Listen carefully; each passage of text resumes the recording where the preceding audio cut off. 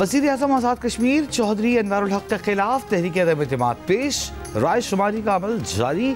Peoples party का तहरीक हक में 2/3 अक्सरियत होने का दावा। ऐवान से खिताब में वज़ीर-ए-आज़म आज़ाद कश्मीर चौधरी अनवारुल हक ने कहा, यह कैसे हो सकता है एक ही शख्स आईन और इंतज़ामी ढांचे की तबाही का जिम्मेदार हो? क्या उसकी काबीना के मेंबरान इसके जिम्मेदार नहीं? तहरीक की कामयाबी की सूरत में नए वज़ीर-ए-आज़म मुमताज़ राठौर की हलफ वर्दारी कल होने का इम्कान। ज़राए के मुताबिक अदालत के बायस सदर आज़ाद कश्मीर बैरिस्टर सुल्तान महमूद नए वज़ीर-ए-आज़म से हलफ नहीं ले सकेंगे। स्पीकर आज़ाद कश्मीर असेंबली चौधरी लतीफ़ अकबर नए वज़ीर-ए-आज़म से हलफ लेंगे।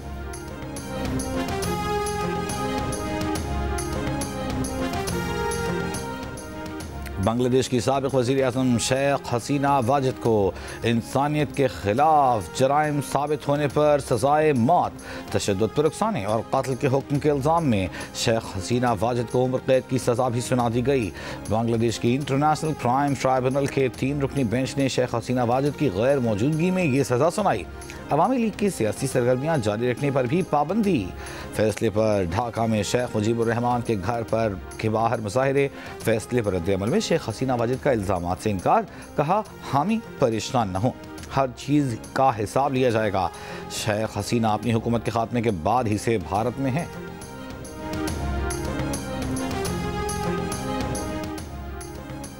MKM के रहनुमा वफाकी वज़ीर मुस्तफ़ा कमाल ने खबरदार किया है कि पीपल्स पार्टी ने बल्दियाती निज़ाम से मुताल्लिक़ बिल पर बात न की तो 18वीं तरमीम भी ख़त्म होगी और सिंध में सूबा भी बनेगा। पीपल्स पार्टी को ऑन कैमरा बातचीत की दावत देते हुए कहा कि जिस तरह आप 18वीं तरमीम का क्रेडिट लेते हैं, बल्दियाती निज़ाम से मुताल्लिक़ तरमीम का भी क्रेडिट लें। कराची में गुफ्तगू करते हुए मुस्तफ़ा कमाल ने कहा कि आने वाले महीनों में बल्दियाती निज़ाम से मुताल्लिक़ तरमीम भी आएगी और मंजूर भी होगी।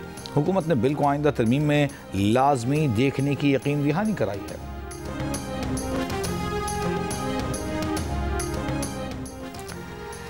सिंध के सीनियर वजीर शर्जील मेमन ने कहा है कि आज MKM के वफाकी वजीर ने बगैर होमवर्क प्रेस कॉन्फ्रेंस की। ये जिन बल्दियाती इंतखाबात का जिक्र कर रहे हैं, इन्होंने ज़मीनी हक़ाइक़ देखकर उनका बॉयकॉट कर दिया था।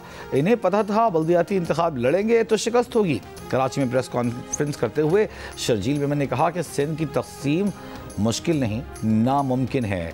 सिंध को कोई केक नहीं कि इसको बांट दिया जाए। MKM चाहती है कि हम जज्बाती जवाब दें और वो सियासत करें। वो हर वक्त इक़्तिदार में रहना चाहते हैं। MKM की सियासत ख़त्म हो चुकी है। MKM चाहती है कि उनकी बात का जवाब दिया जाए। वो कहते हैं, उनकी बात एक कान से सुनो, दूसरे से निकाल दो। नफ़रत की सियासत बंद करो। MKM अपनी मुर्दा सियासत में जान डालना चाहती है।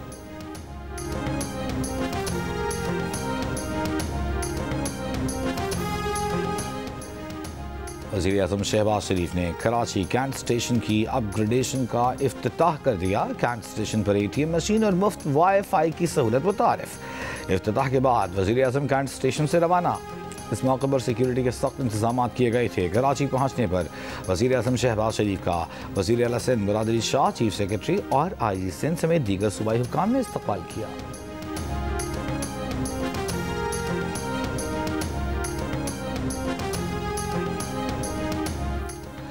फितनतुल खवारिज का दहशतगर्द एहसानुल्लाह गिरफ्तार। एतराफ़ी बयान में कहा कि दहशतगर्द कमांडर्स के लिए 3 साल सहूलतकारी की।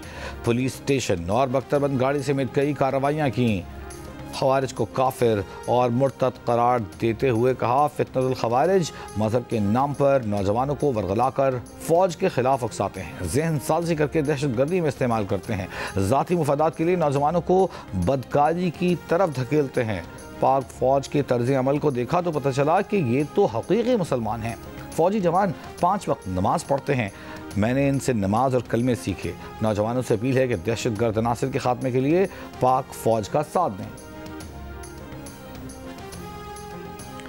फैसलाबाद के इलाके समुद्री में पुलिस मुकाबले के बाद कलादम तंजीम का कारकुन हलाक। फायरिंग के तबादले में एक पुलिस एहलकार जाँ बहक, एक जख्मी भी हुआ। पुलिस की कलादम तंजीम के कारकुन की गिरफ्तारी के लिए कार्रवाई के दौरान फायरिंग का तबादला हुआ। और गवर्नर पंजाब सरदार सलीम हैदर खान ने फतह जंग अटक में डायलिसिस सेंटर और थैलेसीमिया के मरीजों के लिए ब्लड बैंक का इफ्तिताह कर दिया। अपनी मददाब और मुखय्यर हजरात के ताउन से बनाया गया डायलिसिस सेंटर और ब्लड बैंक शहीद बेनज़ीर भुट्टो के नाम कर दिया। गवर्नर पंजाब ने कहा कि पंजाब के देही इलाकों के लोगों को सेहत की सहूलियात मुहैया करना वक्त की अहम ज़रूरत है। अटक समेत पंजाब के कई देहात के लोग शहरों में इलाज के लिए मारे मारे फिरते हैं। ट्रंप का बदनाम ज़माना, जिनसी मुजरिम एप्स्टीन की फाइल्स जारी करने से पहले इनकार, लेकिन अब इसरार। रिपब्लिकन अरकान से एप्स्टीन फाइल्स जारी करने की हिमायत में वोट मांग लिए। एप्स्टीन से अपने ताल्लुकात पर डेमोक्रेट्स के इल्जामात को धोखा करार दे दिया। कहा, हमारे पास छुपाने के लिए कुछ नहीं। ऐवान नुमाइंदगान में फाइल जारी करने के बिल पर वोटिंग इसी हफ्ते मुतवक्के। डेमोक्रेट्स की जानिब से जेफरी एप्स्टीन की 20,000 से ज़ायद सफ़ात पर मुश्तमिल दस्तावेज़ात में ट्रंप से मुतालिक इंकशाफ सामने आया कि वो एप्स्टीन के जिनसी इस्तेहसाल और जराइम की कार्रवाइयों से आगाह थे। ईमेल में जेफरी एप्स्टीन ने 2018 के इंतखाबात में इमरान खान की कामयाबी पर भी तबसरा किया। इसे बुरी खबर करार देते हुए कहा कि वो तो एर्दोगान, खामनेई या पुतिन से कहीं ज़्यादा अमन के लिए खतरा हैं। पाकिस्तान ने श्रीलंका को तीसरे वनडे मैच में 6 विकेटों से शिकस्त देकर वाइट वॉश कर लिया। श्रीलंकन टीम सिर्फ 211 रन पर आउट। पाकिस्तान ने हदफ 5 ओवर 2 गेंदें कबल हासिल कर लिया। वज़ीर-ए-आज़म शहबाज शरीफ की वनडे सीरीज जीतने पर खिलाड़ियों, कोचेज, इंतजामिया और चेयरमैन पीसीबी को मुबारकबाद। Rising star Asia cup T20 के ग्रुप मैच में पाकिस्तान ने भारत को 8 विकेटों से शिकस्त देकर प्लेऑफ्स के लिए क्वालिफाई कर लिया। 137 रन का हदफ पाकिस्तान ने 14वें ओवर में हासिल किया। ओपनर मास सदाकत की 47 गेंदों पर 79 रन की शानदार इनिंग्स। भारत की टीम 136 पर ढेर। पाकिस्तान के शाहिद अजीज ने 3 जबकि साद मसूद और मास सदाकत ने 2-2 विकेटें हासिल की। फातेह टीम पाकिस्तान बनी प्रोग्राम जियो पाकिस्तान की मेहमान। कप्तान इरफान खान ने कहा कि भारत से खेलने का प्रेशर अलग ही होता है, लेकिन प्रेशर का सामना करके ही आप स्टार बनते हैं। मैन ऑफ द मैच मास सदाकत ने कहा, भारत से जीत पर खुशी नाकाबिले बयान है। पंजाब भर में दफ़ा 144 के नफाज में 7 रोज़ की तोसी। तर्जुमान महकमा दाखिला पंजाब के मुताबिक सूबे में एहतजाज, जलसे, जुलूस, रैलियों, धरनों और इज्तिमात जैसी तमाम सरगर्मियों पर पाबंदी है। सिक्योरिटी खतरात के पेश नज़र जुलूस और धरना दहशतगर्दों के लिए सॉफ्ट टारगेट हो सकते हैं। शरपसंदाना से अवामी एहतजाज का फ़ायदा उठाकर रियासत मुखालिफ सरगर्मियाँ कर सकते हैं। पाकिस्तान, श्रीलंका और जिम्बाब्वे के दरमियान T20 ट्राई सीरीज का आगाज कल से रावलपिंडी में। हर टीम 4-4 मैचेस खेलेगी। पहला मैच पाकिस्तान और जिम्बाब्वे के दरमियान कल खेला जाएगा। सीरीज का फाइनल 29 नवंबर को scheduled. World body building championship में पाकिस्तानी बॉडी बिल्डर एजाज खान ने चांदी का तमगा जीत लिया। चैंपियनशिप में ये उनका दूसरा मेडल है। 2 रोज काबिल एजाज ने कांसी का तमगा अपने नाम किया। जंग और जियो के इश्तराक से कराची आर्ट्स काउंसिल में वर्ल्ड कल्चरल फेस्टिवल जारी। इवेंट में आज यूरोपियन शॉर्ट्स शोकेस की स्क्रीनिंग, म्यूजिक वर्कशॉप और theatre play the dead river पेश किया जाएगा। और मारूफ अदाकार शफी मोहम्मद शाह के किरदार यादगार। शफी मोहम्मद शाह को मद्दाहों से बिछड़े 18 बरस बीत गए। चांद ग्रहण, आंच और जंगल शफी मोहम्मद के मकबूल ड्रामों में शामिल रहे।